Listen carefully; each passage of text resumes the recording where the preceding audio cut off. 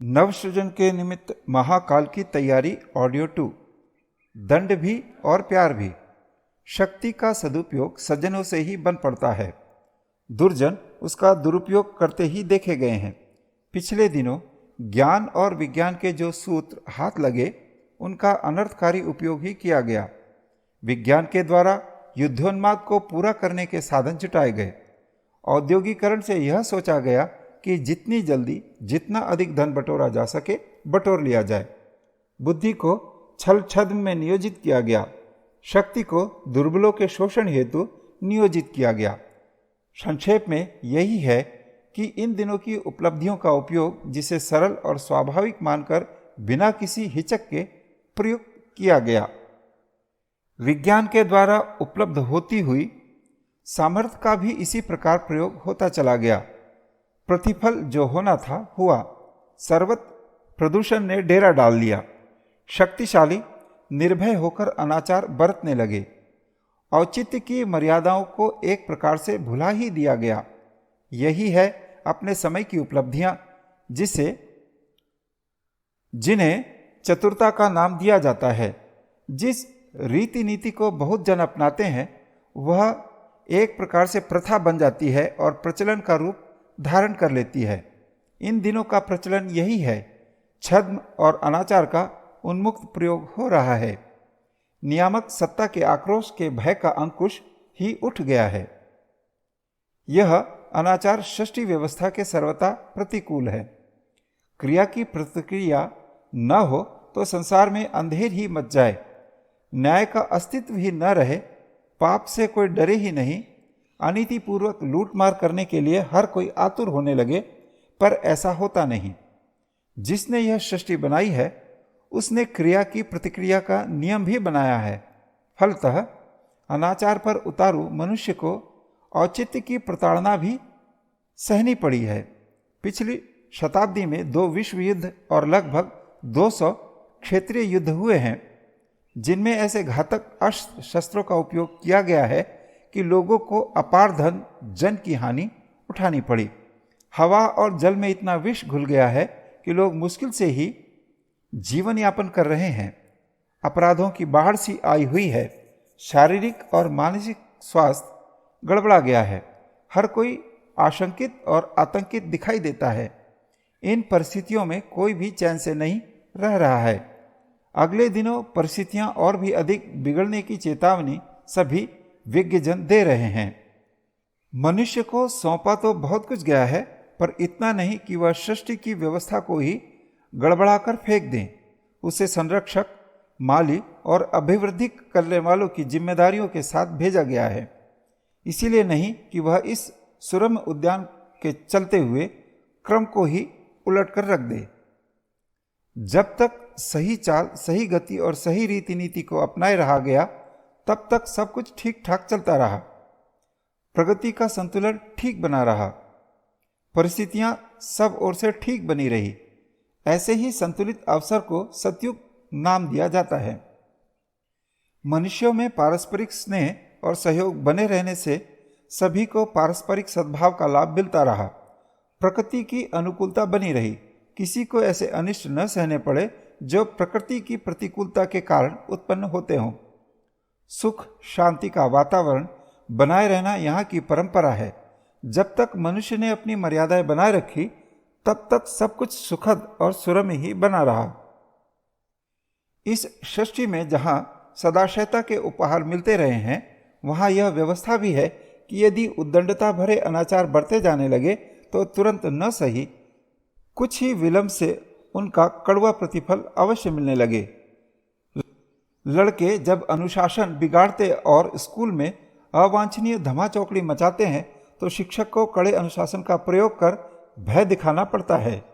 इन दिनों ऐसा ही हो रहा है। व्यक्ति और समाज को खिन्नता और विपन्नता का त्रास ही सहना पड़ रहा है। आपाधापी की छीना झपटी में कलह के कारण मनुष्य को जिस सुख शांति की आवश्यकता है, उसमें भारी कमी पड़ रही है। उद्विग्नता से परेशान लोग नशेबाजी, विलासिता आदि का आश्रय लेकर ही किसी प्रकार अपना गम गलत करते देखे जाते हैं, पर उतने से भी चैन कहाँ पड़ने वाला है। संसार व्यवस्था में कुछ आगा पीछा हो सकता है, किंतु प्रकृति तो अपना हंटर सदा संभाले ही रहती है, अन्यथा इतने बड़े विश्व का सुनियोजन हो ही कैसे सके। जिसने यह संसार बनाया है उसने यह अंकुश भी हाथ में रखा है कि जब मर्यादा का उल्लंघन चरम सीमा तक पहुंच जाए और लोग विवेक होकर अनाचार अपनाने पर ही उतारू हो जाएं, तो उनकी खोज खबर ली जाए, काबू में लाने के लिए कठोरता भी अपनाई जाए, उल्टी चाल चलने वालों को कड़ाई अपनाकर सीधा चलने के लिए बाध्य किया जाए। इन दिनों ऐसा ही हो रहा है। प्रस्तुत विपत्तियों को देखते हुए लोगों को यह समझने के लिए बाध्य किया जा रहा है कि सही रीति का परित्याग करने पर उन्हें कितनी विपरीतताओं का सामना करना पड़ सकता है। 600 करोड़ व्यक्तियों के लिए जहां सृष्टा ने समुचित साधन जुटाने की दया दिखाई है, वहां उन्हें यह भी करना पड़ा है कि उनके किए के लिए समुचित दंड व्यवस्था का भी विधान हो। सर्वविदित है कि ऐसा कृत निर्दयतापूर्ण ही कहा जाएगा, पर व्यवस्था तो व्यवस्था ठहरी। इन दिनों बारीकी से देखने पर यह भली भांति समझा जा सकता है कि पिछले दिनों जो अनाचार अपनाया जाता रहा है उसकी प्रतिक्रिया कितनी कटु और भयंकर हुई है। तो क्या सदा यही अपराध करने और प्रताड़ना सहने की क्रिया प्रतिक्रिया चलती रहेगी? बात ऐसी नहीं है। न्यायकारी की भी ऐसी नीति नहीं रही है। वह तभी तक धमकाता है जब तक कि उद्दंडता से बाज नहीं आया जाता। जब सुधरना आरंभ कर दिया जाता है तो उद्देश्य पूरा हो जाता है। तब सबके साथ न्याय एवं करुणा बरतने वाले व्यवस्थापक अपनी रीति नीति को बदल लेते हैं। धमकाने के स्थान पर पुचकारने और प्यार करने का उपचार क्रम चलने लगता है। सृष्टा का उद्देश्य तो मात्र सुव्यवस्था बनाना है। जैसे ही वह बन जाती है वह अपनी रीति नीति बदलने में देर नहीं लगाता। अगले दिनों ऐसा ही परिवर्तन होने जा रहा है। दुष्टता के बदले प्रताड़ना सहने की जब आवश्यकता नहीं रहेगी तो वैसा बर्ताव भी कोई फिर क्यों करेगा। जब सुधारने और समझाने बुझाने से ही काम चलने लगे तो फिर प्रताड़ना के कटु व्यवहार का प्रयोग क्यों करना पड़ेगा। देखा भी यही जाता है कि जब कोई ढीठपन दिखाने और अनुचित हठवादिता से भरा दुराग्रह करने लगता है तो उसको दंड का भय दिखाना और व्यवहार करना पड़ता है। पर जब वह बदलती नीति के अनुरूप सीधी राह चलना अंगीकार कर लेता है तो अभिभावक भी अपनी रीति नीति तुरंत बदल देते हैं। जो कार्य प्यार से चले उसके लिए दंड की प्रक्रिया क्यों अपनाई जाए। युग संधि के अगले दिन समझदार और दूरदर्शी अध्यापक अपने सभी विद्यार्थियों का हित समान रूप से चाहते हैं और उज्जवल भविष्य की ही कामना करते हैं। इतने पर भी परिस्थितियों के अनुसार उन्हें पृथक पृथक प्रकार के व्यवहार करने पड़ते हैं। उद्दंडता के प्रति नाराजी और प्रताड़ना का व्यवहार रहता है, पर जो अनुशासन में रहते तथा जिम्मेदारी पूर्वक अपना काम करते हैं उन्हें तदनुरूप उपहार देने की भी व्यवस्था करते हैं। इन दो प्रकार के व्यवहारों में अध्यापक का कोई स्वार्थ नहीं होता, वरन हित कामना के अनुरूप काम देने वाले तरीके ही वह अपनाता है। नियंता ने भी दो ऐसे ही माध्यम अपने हाथ में रखे हैं ताकि उनके सहारे परिस्थितियों के अनुरूप व्यवहार किया और काम चलाया जा सके।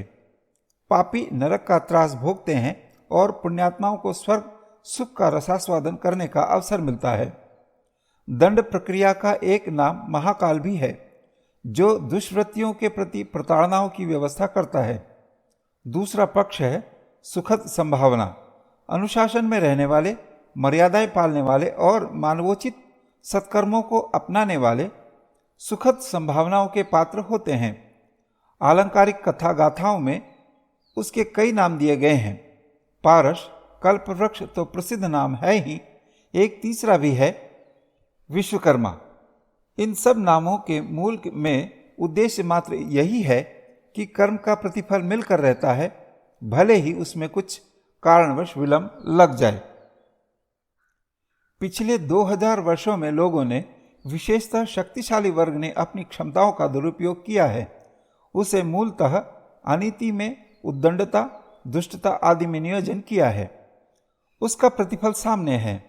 हम में से अधिकांश शारीरिक और मानसिक त्रास सह रहे हैं।